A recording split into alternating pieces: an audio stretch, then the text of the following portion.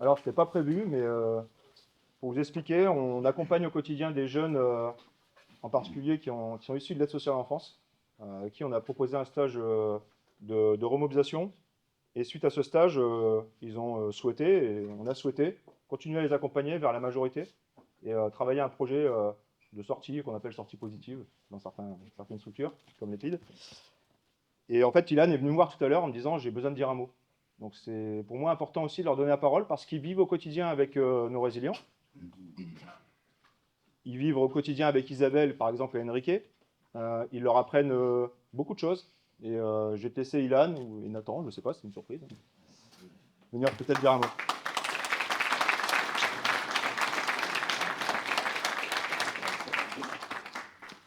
Bon, bonjour à tous. Du coup, comme Geoffrey l'a dit, Nathan et moi, nous sommes issus de l'aide sociale à l'enfance. Donc, tous les deux pour des difficultés plus ou moins semblables. Moi, j'ai un parcours de vie qui a été très, très dur depuis la naissance, malheureusement. J'ai pas eu une belle vie comme j'aurais aimé l'avoir. Et il y a de ça maintenant un an, j'ai été placé en foyer parce que mes parents n'étaient plus capables de m'élever, tout simplement.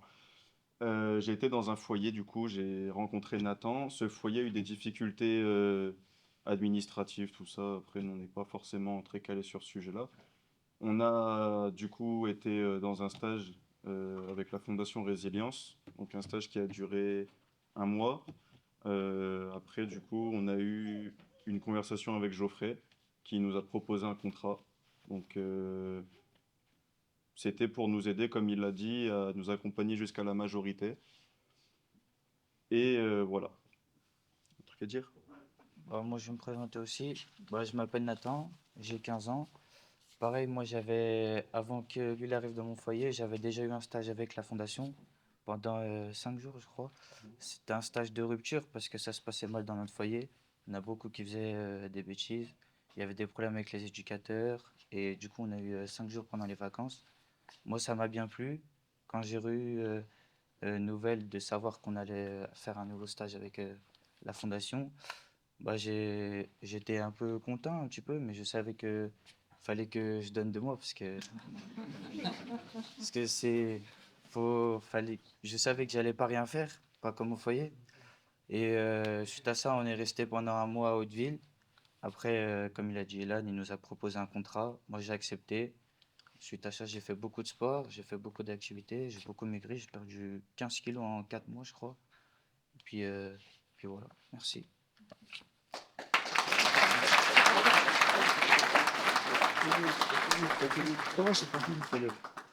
Du coup, comme vous l'avez compris, la fondation, c'est une grande famille. Et du coup, pour nous, surtout pour moi, je ne vais pas parler à la place de mon camarade, pour moi, le mot famille est très important. Parce que comme je vous l'ai dit au tout début, pour être honnête, j'ai jamais eu de famille. J'ai, j'ai pas honte et j'ai pas peur de le dire, j'ai pas eu de famille. Et en vrai, je le vis bien, en vrai, c'est cool. Du coup, Geoffrey, je vais le mettre un peu de côté. Je vais venir sur son sujet à la fin.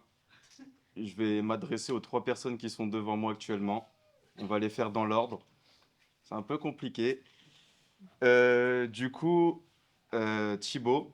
Donc Thibaut, pour moi, c'est le grand frère. C'est la personne à qui on peut tout dire. Il nous aide.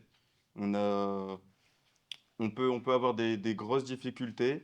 Il va venir, il va nous aider, alors que même lui, il est mal. Il va toujours faire passer le bonheur des autres avant lui. Et c'est quelque chose qui est formidable et je le remercie beaucoup pour ça. Et je lui ai jamais dit, mais merci Thibaut.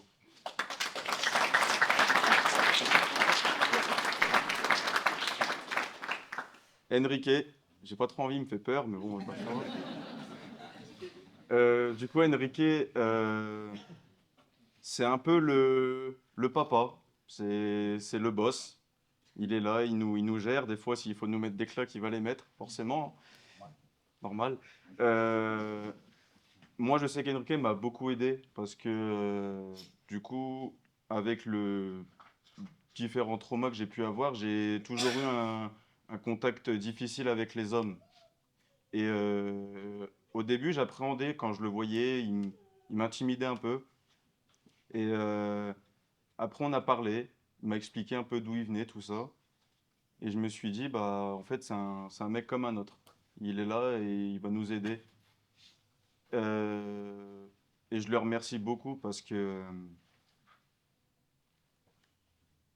par moment, Enrique, j'aimerais, j'aurais aimé avoir un père comme lui parce que bah, j'ai jamais eu de figure paternelle. Et pour moi, Enrique, c'est le papa type. Il a tout. Il peut être adorable comme il peut être très méchant. C'est c'est tout ou rien en fait. C'est tout ou rien. Normal. Mais et voilà. Et du coup, Enrique, je te remercie de tout ce que tu as fait pour moi et je t'en serai à jamais reconnaissant.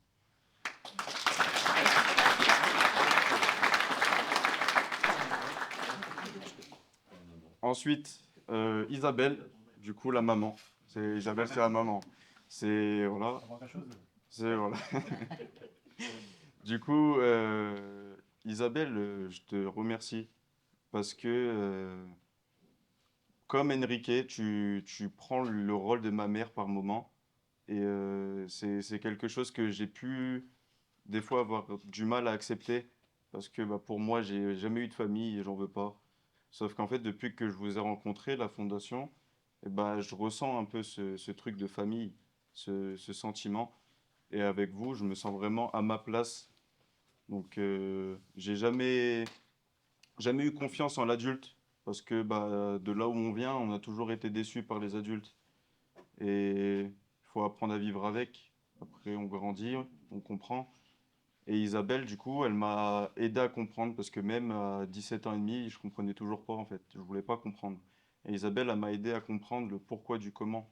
Pourquoi il faut faire confiance aux adultes et pourquoi il faut pas rester bloqué sur le passé. Parce que voilà, je suis toujours resté bloqué sur le passé, et j'ai jamais évolué. Et depuis que j'ai rencontré la fondation, en fait, j'ai l'impression de progresser. J'évolue dans tout type de sujets différents. Et c'est en partie grâce à toi, Isabelle. Et je te remercie. Calme la respiration, parce que là, c'est. Mais du coup, je te remercie. Voilà. Oui, ça se passe. Non, pas fini. Et pour finir, Geoffrey, du coup, le meilleur pour la fin, comme on dit, hein, c'est bien connu. Geoffrey, je voulais te remercier de nous avoir fait confiance et là, je vais parler que pour moi, de m'avoir fait confiance parce que bah, sur le papier, je suis pas quelqu'un qu'il fallait accompagner. Je suis malheureusement, je suis pas fier, mais j'ai pu commettre beaucoup d'erreurs. J'ai pas mal de choses encore sur le dos à gérer. Mais malgré ça, tu m'as fait confiance et ça, je te remercie beaucoup. Tu m'as ouvert les portes de chez toi, ta famille, tout ça. C'est quelque chose d'important parce que, bah, je le répète encore une fois, j'ai pas de famille. Et tu m'as fait connaître vraiment la définition du mot famille en créant la fondation parce que c'est formidable. En fait, j'arrive même pas à exprimer les mots parce que ce que tu fais pour nous, et là pour moi en l'occurrence, c'est formidable. Et j'ai pas peur de le dire, Geoffrey, tu es un exemple pour moi. Tu es un exemple pour tout ce que tu as pu faire dans ta vie et tout ce que tu continues de faire et tout ce que tu vas continuer de faire. Donc en fait, passé, présent, futur, tu seras toujours, mais toujours mon modèle. Voilà.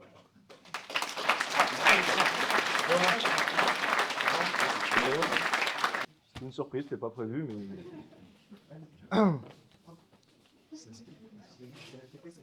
Alors chaque année à l'anniversaire, les personnes qui viennent me disent on prend des claques. Bon, encore ce soir, on ne s'est pas trompé. Mais c'est la première fois qu'on a un témoignage des jeunes. Et c'est ce qui nous donne aussi du carburant quand on se lève le matin. C'est parfois difficile avec les camarades, mais on sait pourquoi on fait les choses et on continue surtout de servir avant de se servir. C'est ça qui est le plus important pour nous.